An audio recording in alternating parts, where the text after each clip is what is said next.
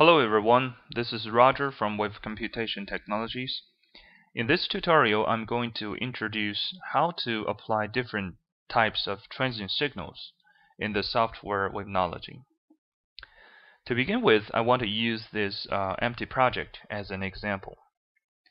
And first of all, I want to introduce where to view your transient signal. The first place is in the Design dialog and the Frequency and Pulse tab. So if you have a frequency range, say from 1 GHz to 2 GHz, let's say 0.1 GHz, click Apply, and there's a button over here called Plot Pulse. You click, you'll start to see that this is a signal. So there's a button over here in the Design dialog that can show your signal. The next place is in the Tree Items. Have excitation pulses. You collapse that, and you will see that all the transient signals here, and then their spectrums are also available. So that's the second place you can see your excitation pulses. And then the third place is whenever you create a new source. For example, I create a dipole source here. Then there's another button over here, Plot Pulse. You can also see the signal is being used. And in the new pop window, it can show you the waveform. So that's where you can see your transient signals. Now, in certain situations, users want to use the source signal as their own reference. For example, in this case, the user wants to use Richter signal with the peak frequency at 2 kHz and the truncation multiple to be 7, and this waveform looks like this. So in order to export all these waveforms into a text file data, we can simply right-click on the 2D canvas and select Export Data, and we can save this waveform into a file. For example, we save it as source.txt, and the file will be there. If we go to the desktop and open this text file, we notice this is the header, which is commented out, and some information of the length of the data. Also, here is the first column is the time step, and the second is the magnitude of the waveforms. So these data can be used as users' own reference when they're doing the post-processing, and can also be reloaded back into the software to do the simulation. There is another place that user can export the transient data of the waveform of the excitation pulses.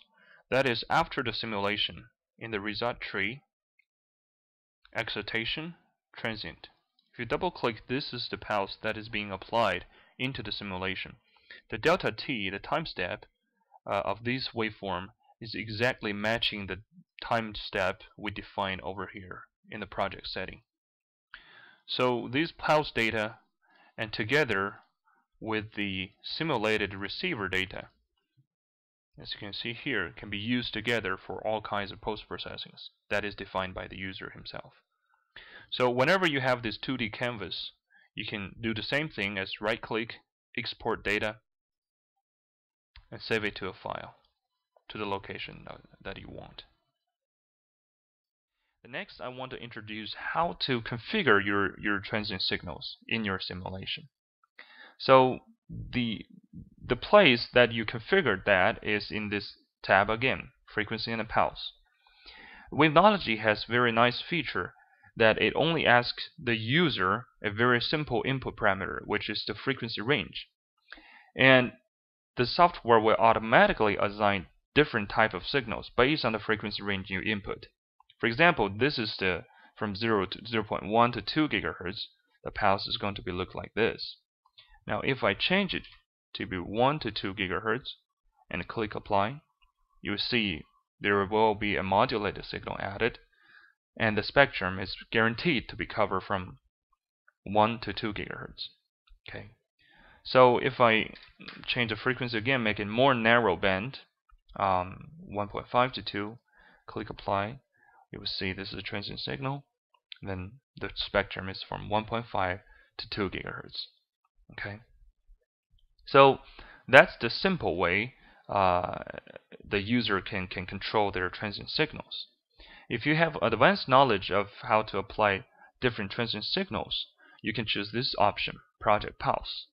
Okay, Wavenology has a lot of built-in signals that can be used for the user that want to customize their signals. For example, this is BHW Blackman Heron's window function, and we also have Gaussian pulses, Ricker waves. For example, I choose Ricker. First of all, I cancel the modulation, and I choose the parameters to be like this way, and I click apply.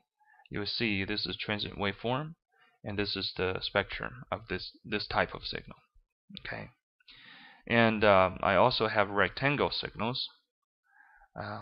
Click apply. You will see this rectangle signal, and its spectrum with this width 1.8 nanoseconds. Its spectrum is from 0 to 0.5 gigahertz. Now I can also add some of the signals. I can also add modulations. For example, in this rectangle, I add this modulation. I click apply. You will see there's a modulated signal at this frequency, and this is the spectrum of this type of signal. Okay. So the last one I want to introduce here is the user-defined. In some cases, that the user the transient signal cannot be calculated through analytical formulations. It's either from a measured data or some other user-defined customized signals. So Wavenology has a very nice and convenient feature that allows the user to define their own signal in a text file. The text format is very straightforward. So the first column is just your time at different time steps. Then the second column is the magnitude of your signal associated to each time step. Okay. Now what I want to emphasize here is the user don't have to worry about their time steps to be exactly matching the d delta t that is going to be used in the simulation. For example, at t equal to 0, your signal is 0. And then at t equal to 1 nanosecond, your signal is 5. Then you can input another data at t equal to 5 nanoseconds. For example, your magnitude is -1 or whatever.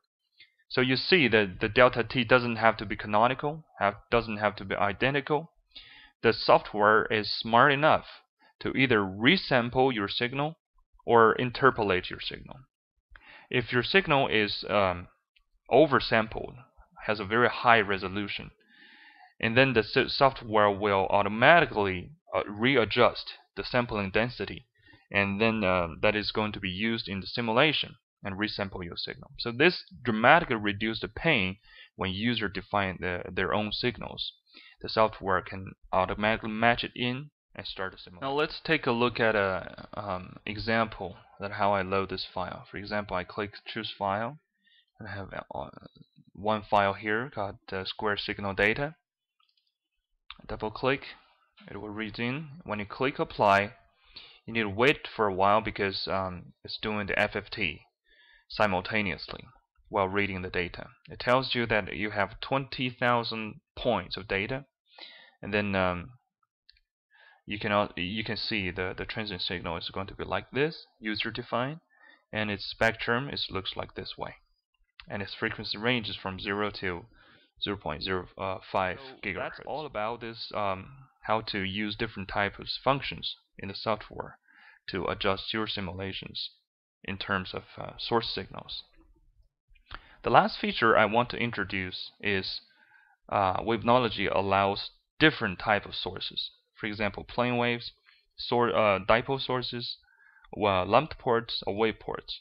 Okay, even though for the same type of sources, it allows you to define different type of excitation signals in the same simulation. Okay, so first of all, let's go back here to make it still 0.1 to 3 gigahertz and apply that. Let me choose, for example, to be 8 nanosecond. Okay, so this is the empty domain. Now I define a dipole source at this location with Z polarized. Then I want to use my own pulses for this particular source. For example, I enter this to be 0.1 gigahertz to 2 gigahertz. Then I click apply, It warns you that your frequency range is different than what has been defined in a project. But that's okay. The simulation can still run. It's just a warning message. So now I have a dipole source. Now I can define another. Let's shift the location a little bit. I can assign a different pulse. Say, for example, from 1 to 2 gigahertz. Okay. Click apply. I warn you again, but that's okay. I understand what I'm doing. Then this is going to be the 2 sources. Now you see that as you add more sources, there will be more signals added into the excitation pulses. So if you plot all, you will see that all of them are being displayed in the same place. You will see the pulses get narrower, its spectrum is wider. Okay. Now if you modulate your pulse into a centered frequency, you can also see this is modulated as well. Okay. So for example, I have another source, like I add over here, like 2. This place I use another one. Say I can also use this source pulse advanced features. Okay. Say for example rectangle, and then I want to make it 0.9. Well, let's say 0.09 nanosecond. Just take a look. It's up to 10 gigahertz. Well, that's too much of my frequency range. So I probably just use 0.3. Okay, it's 3 gigahertz. Okay. So I click OK, and you will see a new signal. So 3 is added right here, and then its spectrum is added as well. So all of them can be simulated together in one simulation simultaneously. Okay. So that's all about how to apply source signals in the Wavenology. Thank you for being my audience.